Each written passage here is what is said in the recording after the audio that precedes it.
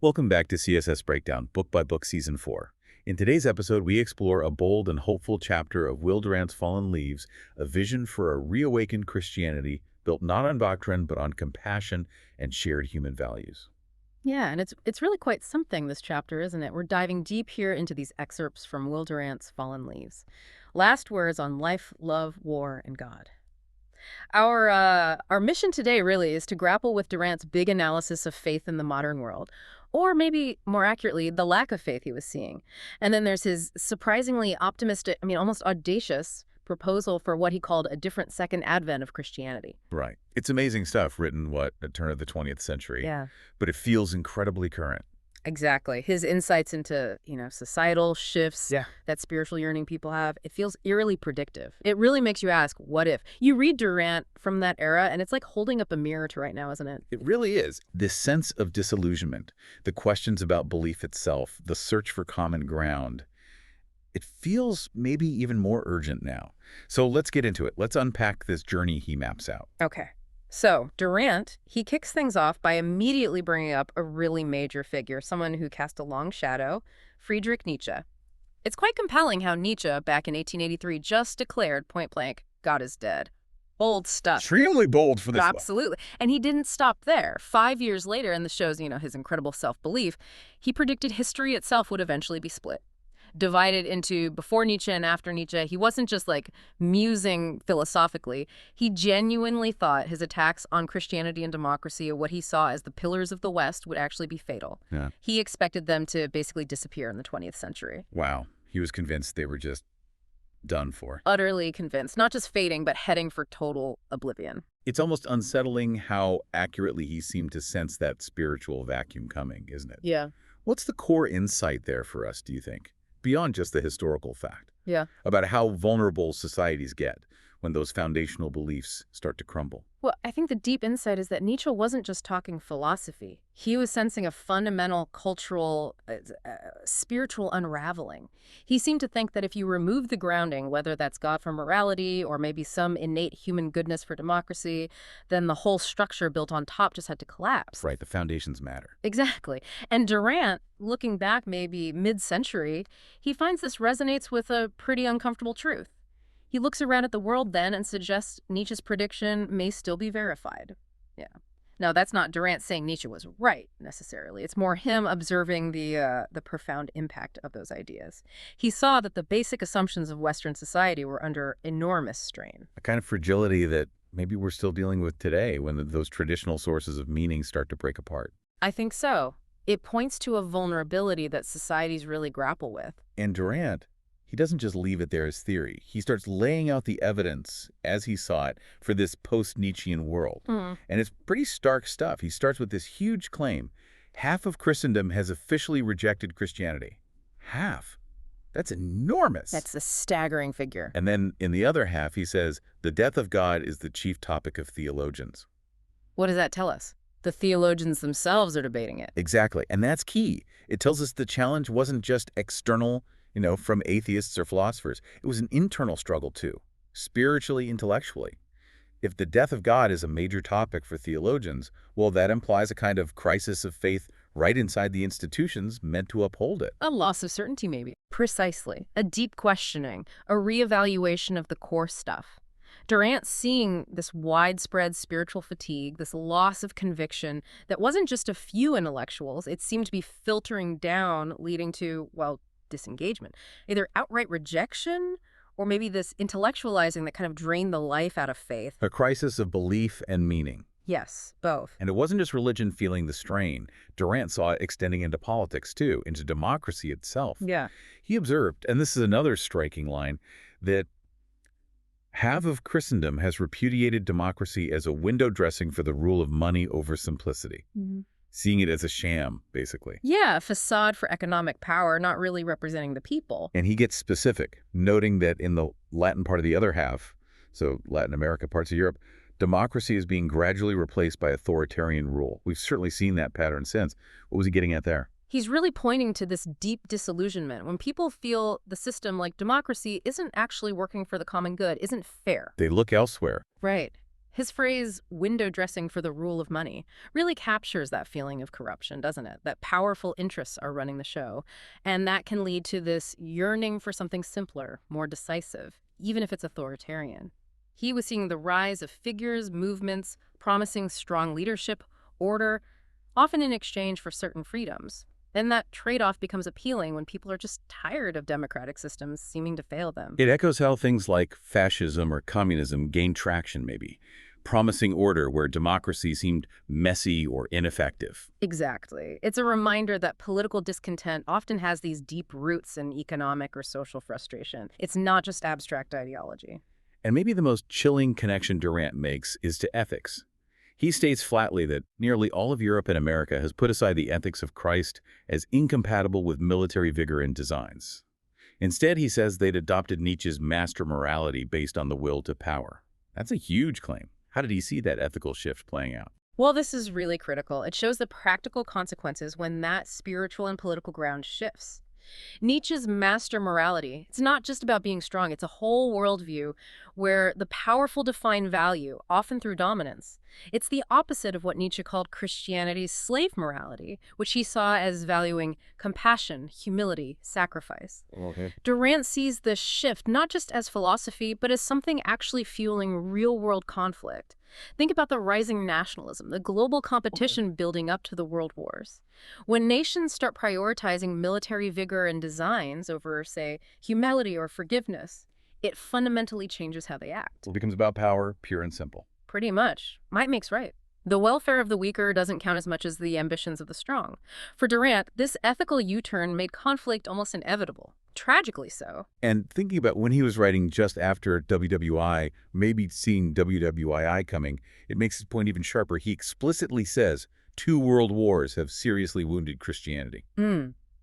How did those massive conflicts actually damage faith in that way? The scale of suffering, the moral compromises? Well, the wars were just catastrophic. They shattered so many illusions, didn't they? Like the idea that Western civilization was just steadily progressing, morally improving, the sheer brutality, the numbers killed, the awful choices leaders and soldiers had to make. It deeply challenged the idea of a loving, powerful God watching over things, or even a populace that truly followed Christian values. How could this happen in a supposedly Christian world? Exactly that question. The wars just exposed so much hypocrisy, nations claiming Christian ideals while engaging in this unprecedented violence. So the wounding wasn't just theological debates, it was this gut-level experience of moral failure, of deep despair. And then he adds that really ominous thought that a third world war may end it as a force in history. Yeah, chilling, isn't it? It's not just looking back, it's a warning.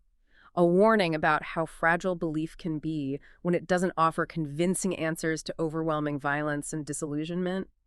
He basically saw that if Christianity couldn't offer a real path to peace, a moral leadership that worked, then its relevance, its power as a guiding force would just diminish, maybe fatally, in a world always seemingly on the edge of war. So it's not just a wound, it's potentially a fatal blow to the Western soul, as he saw it.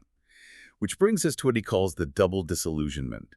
He talks about a generation losing not just the bright faith of its childhood, but also the hopeful utopias of its youth. That's a profound sense of loss, hitting on both fronts. It really is. The bright faith of childhood, that's a traditional religion, often accepted without much question. Passed down, providing moral rules, a sense of order. But then, the realities of the industrial age, science, the horrors of war, they chipped away at that certainty. A loss of innocence, you could say. And the hopeful utopias, what were those? Those were the secular ideals, the big political projects of the time. Things like rationalism, progressivism, socialism, maybe even extreme nationalism, all promising a better future, built by humans. Kind of the new faiths for people who'd maybe outgrown old-time religion. Okay, so new hopes replace the old ones. Exactly. But then, boom. World War I, economic depressions, the rise of totalitarianism. These things brutally expose the flaws, the destructive side of those human-centered dreams, too. So people lost both sets of anchors. Precisely. And the combination is key. Losing both the spiritual foundation and those aspirational political ideals, it left this huge vacuum, a spiritual and ideological void. People felt adrift. No clear moral compass, no inspiring goals. And that, Durant implies, is dangerous territory. Because people need meaning. Exactly. Humans seem to need something to believe in. And when that void exists, people can become really susceptible to powerful, maybe simplistic ideologies that promise order and purpose, no matter how extreme they might be. It helps explain the draw of those authoritarian movements he mentioned. It really sets the stage for why he felt something new, or maybe something renewed, was desperately needed. Which leads us to his next point, and it's a bit counterintuitive, especially for him. He makes this strong claim. Philosophers do not made or change religions, and religions are not made by the intellect. Coming from Durant, a historian of philosophy, that's surprising. It is striking, isn't it? The great intellectual arguing that intellect isn't the key driver of religious change. His reasoning is fascinating. He says these massive transformations, the kind that launch new faiths, that grip millions, they don't come from just clever arguments or philosophical systems. They need something deeper, something that hits you emotionally, spiritually. He basically gives a three-part recipe. First, a profound longing in the hearts of millions, a widespread spiritual hunger that reason alone can't satisfy. A real need. Yes. Second, the moral passion of some saint. You need a charismatic figure, someone whose life and conviction just inspires people. And third, the patient compromises of some organizing genius, someone who can take that initial spark and build it into something lasting. He gives Christ as an example, right? Operating within Jewish law initially, then Paul broadening the message. Exactly. Paul the organizer, perhaps, broadening Christ's passionate message. And that illustrates why just an intellectual construct would fail. A religion built only on logic. It wouldn't touch the soul or reach the masses or achieve longevity. It wouldn't inspire that deep, maybe sometimes irrational devotion you see in successful faiths. Durant argues a religion actually needs incredible elements. It needs imagination. Not just facts and figures. No, it needs some vision or poem superimposed by a creative faith upon an existence so dulled with drudgery and prose, so weighted with suffering and defeat. Life is hard, right? Full of struggle. People need more than just logic to lift them up, give them hope. Its power isn't like a body of scientific propositions. It's a living story, something that goes beyond the purely rational. Okay, so if we can't expect religion to be like science, and it doesn't spring just from philosophy, what should we expect from it? If its main job isn't intellectual proofs, what is its purpose in society, according to Durant? That's the crucial question, and Durant gives a very clear, morally focused answer. He lays out specific things a religion should do, focusing on its practical, ethical impact. First, he says, it shall soften the heart of man. Simple but profound, moving away from cruelty towards empathy. Compassion as a starting point. Yes. Second, it shall inspire courage, conscience, and charity. These aren't just nice personal traits. They're vital for building a decent society. Third, it shall make the strong a little more generous to the weak, directly tackling power imbalances. And finally, especially relevant given the wars. Right. It shall mitigate the rigor of competition and the brutality of war, trying to curb our worst, most destructive impulses. And Durant's core conviction really comes through here. He believes the only real progress is moral development. So a religion that genuinely works towards these goals, these moral improvements, well, that would be the best faith and antidote for this factious and warring world. So the measure of a religion isn't its doctrines, but its actual moral effect. Precisely.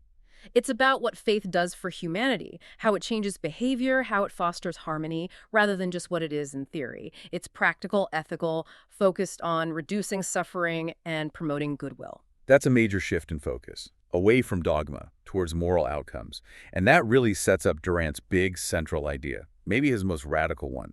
He suggests we do not need a new religion so much as a return to the old one in its essentials and its simplicity.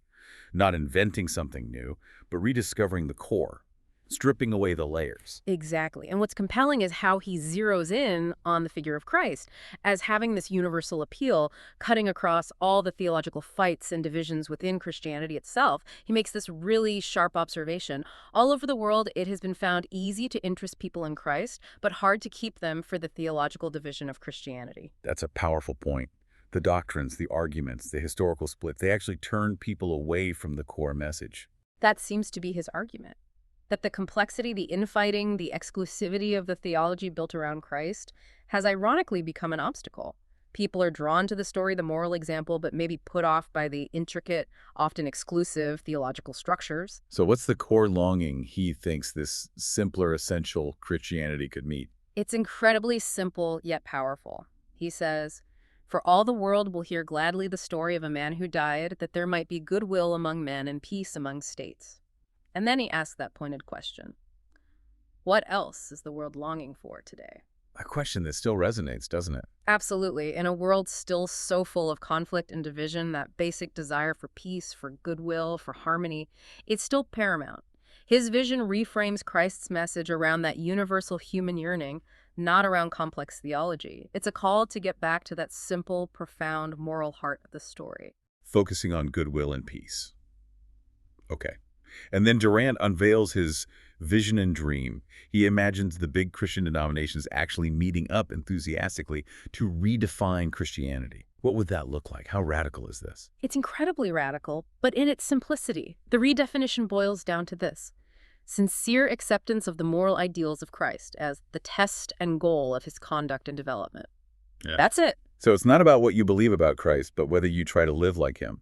Ethics over creed. Precisely. It shifts the whole center of gravity. The core of being Christian becomes how you act, how you grow morally, guided by principles like compassion, forgiveness, love, not whether you sign off on a specific list of doctrines. And then he imagines this invitation over church doors. And temples and mosques, too. That's huge. Hugely inclusive. It's designed to bridge not just Christian divides, but interfaith ones, too. He specifically notes Islam already sees Christ as one of the supreme prophets, so there's common ground there. And then very powerfully, he suggests Judaism could proudly reclaim Christ as its own, as he was, if only he hadn't been used historically as an agent and symbol of hatred and inquisitions against Jewish people. Wow. That's acknowledging a painful history directly. Yes, it's a lament, really, recognizing how actions done in Christ's name alienated the very tradition he came from. So this reimagined Christianity would be about welcoming, embracing, reconciling, not excluding or persecuting. Faith as a unifier, rooted in shared ethics, not exclusive doctrine. That's a massive vision of unity.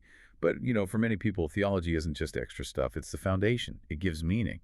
How does Durant handle the worry that this ethical focus just throws out centuries of important theological thinking? That's a really fair point, and Durant addresses it head on.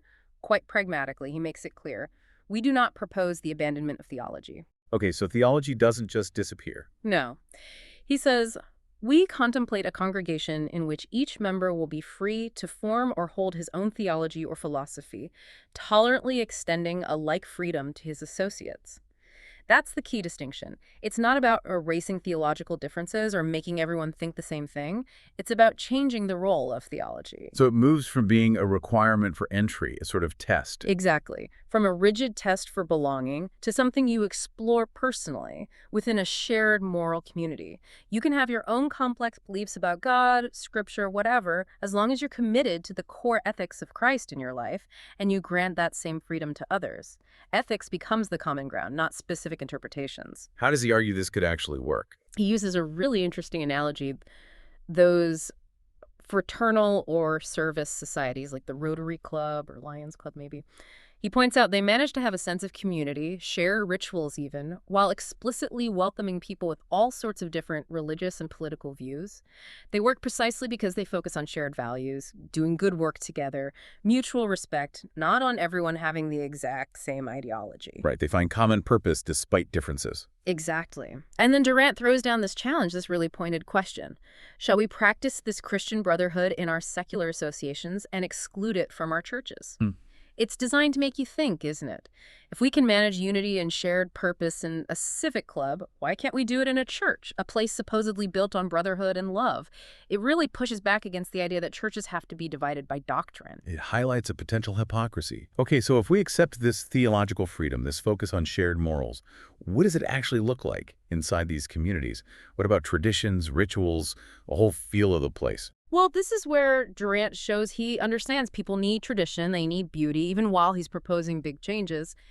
He suggests the different denominations could retain, in like manner, their independence and diversity in their rituals. So not one bland, standardized service everywhere. No, not at all. Keep the richness, the history, the unique flavors of different traditions. But he suggests when they come together, maybe in larger gatherings or shared projects, they would stress more and more with each year their common moral elements. So the specific worship styles might vary, but the underlying message of compassion, justice, love that becomes the unifying theme, amplified across the board. That makes sense. What else? He also suggests allowing a poetical or symbolical interpretation of their theology to those who prefer it. This is a really important nod to intellectual honesty, especially in a modern scientific world. People can find deep meaning in the stories and symbols without having to take every single bit literally. Giving people room to interpret. Yes, intellectual freedom. And then there's this really lovely, very old idea. Restoring, it might well be, the weekly common meal as a unifying ceremony. Like the early church, actually eating together. Exactly. Moving beyond just a formal sacrament to actual fellowship, breaking bread, building real community bonds, very fundamental human connection.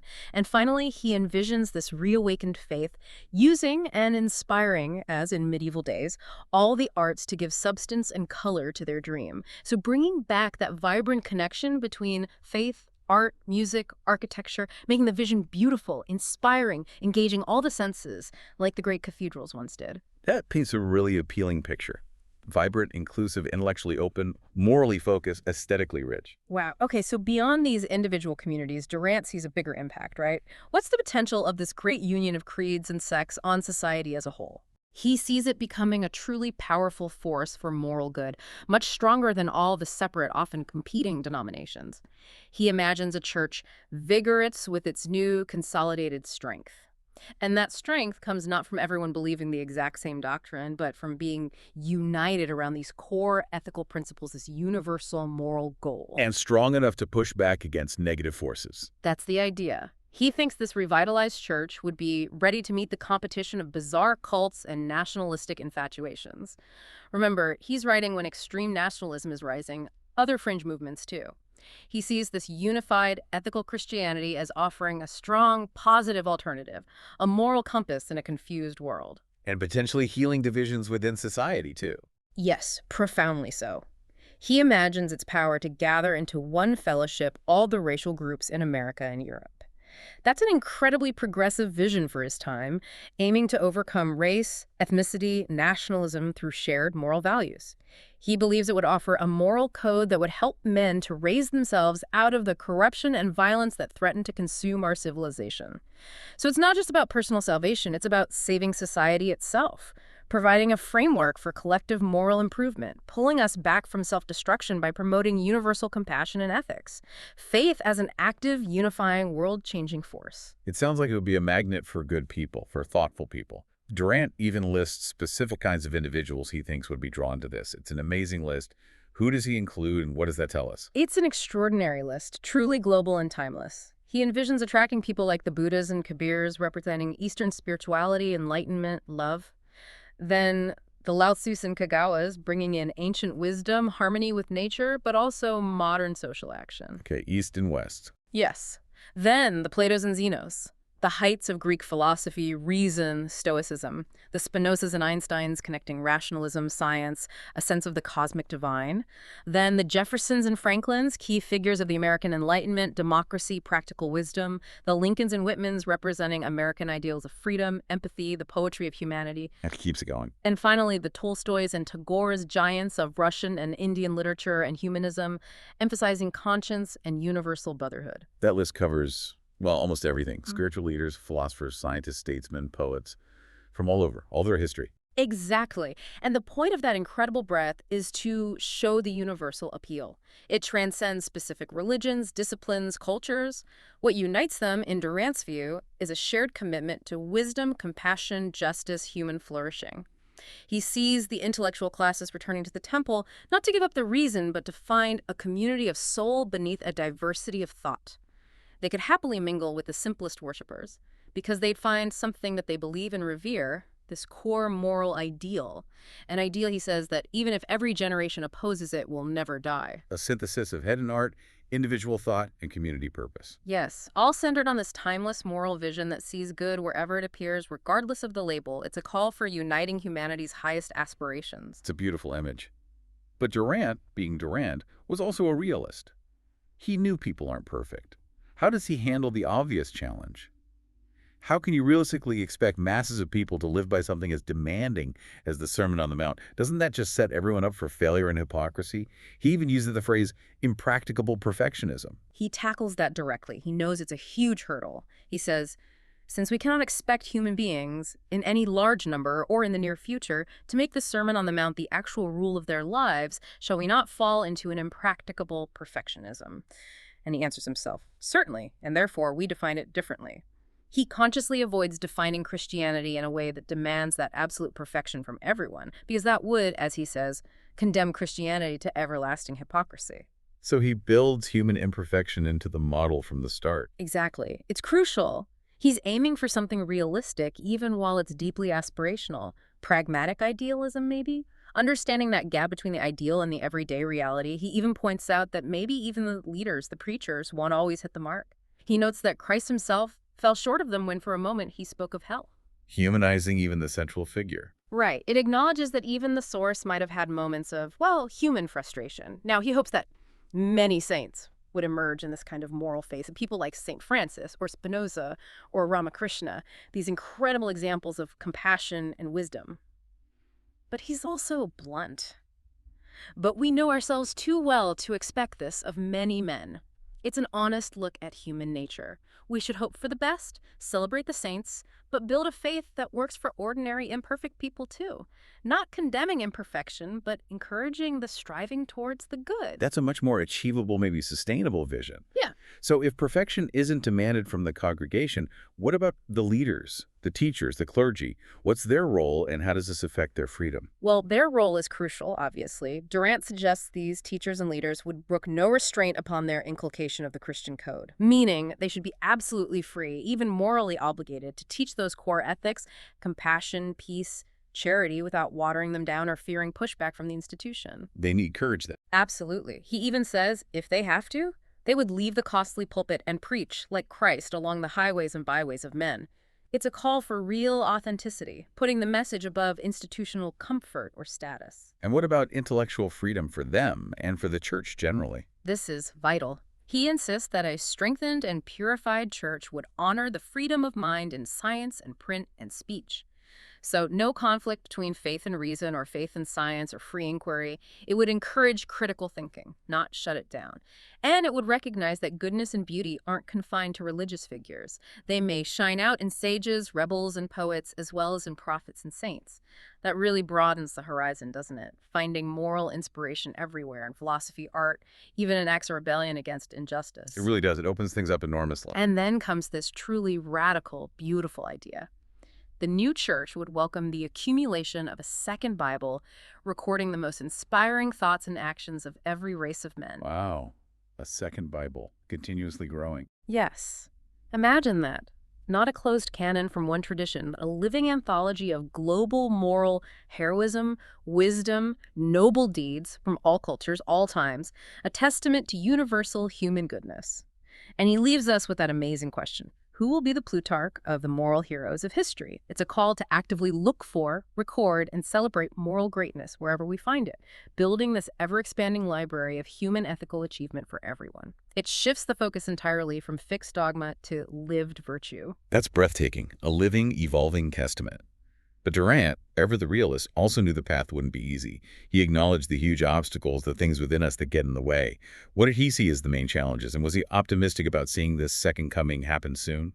He was very clear-eyed about the difficulties. The biggest roadblocks, he says, are internal. Our pride and prejudice, our fearful hate and unwilling ignorance. These fundamental human flaws, ego, tribalism, fear, refusing to learn or change, they're what make unity and compassion so hard.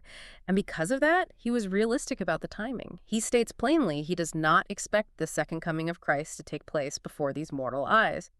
It's a long-term hope, a direction to travel, not something just around the corner. So a generational project, maybe? Perhaps, or even longer. But then, and this is crucial, he immediately adds an optimistic note, but already the fulfillment has in some measure begun. So it's not just a dream. Parts of it are already happening. Yes. He sees the hope in the countless individuals already living out these ideals, often quietly, maybe outside the official church structures. And then he identifies the real bottlenecks, the main reason it's not happening faster. And it's a powerful challenge, especially today. He says, There are, in America and Europe, thousands of clergymen who are ready and eager for the Christianity of Christ. The potential leadership is there, he thinks. The problem, it is we, the laity, who hold them back, We hold them back. who insist upon our inherited orthodoxies, and who hesitate to sit in the same pew with one whose beliefs differ in any article from our own. It's our own rigidity, our fear of difference, our clinging to old divisions. And this internal division, this failure of brotherhood, leaves Christianity torn and weak at the very moment when it is challenged to stand up for its faith against the god of war. So the biggest fight isn't external, it's internal. Within the community, within ourselves. That's exactly his point, and it leads to his final plea, his challenge to us, the listeners. We must give courage to our leaders to lead us, to recreate for us a Christianity that would be intelligible to Christ. It puts the onus back on us. We need to be open, courageous, willing to embrace that deeper ethical unity. Change from the bottom up is needed to enable change from the top down. That's a powerful call to action right there, a challenge for genuine transformation from within. And Durant wraps up this whole reflection with something incredibly moving, a poem he calls The Most Christian of All Hymns by Walt Whitman. He does. It's Whitman's expansive, inclusive vision, which really echoes Durant's own hopes. Let me read a part of it. My spirit to yours, dear brother, I specify you with joy, O my comrade, to salute you, and to salute those who are with you before and since, and those to come also, that we all labor together, transmitting the same charge and succession, we few equals indifferent of lands, indifferent of times, we enclosers of all continents, all castes, allowers of all theologies, compassionators, perceivers, rapport of men, we walk silent among disputes and assertions, but reject not the disputers, nor anything that is asserted. We hear the bawling and din. We are reached at by divisions, jealousies, recriminations on every side. They close peremptorily upon us to surround us, my comrade. Yet we walk unheld, free, the whole earth over, journeying up and down till we make our ineffaceable mark upon time and the diverse eras, till we saturate time and eras, that the men and women of races, ages to come, may prove brethren and lovers as we are. It's just beautiful, isn't it? That vision of walking free, embracing all despite the noise and division, working towards a future where people truly are brethren and lovers. So thinking about all this, Durant's vision, this mix of high ideals and stark realism, what stands out to you about it? And maybe the bigger question for all of us listening, what role can each of us actually play in fostering that kind of compassionate understanding, those shared values he talks about right here, right now in our own lives, our own communities? That's the challenge he leaves us with. Thank you for joining us on this deep dive into Will Durant's hopeful and challenging ideas from Fallen Leaves. We hope this conversation sparks your own reflections and encourages you to explore how these timeless insights resonate in your world today.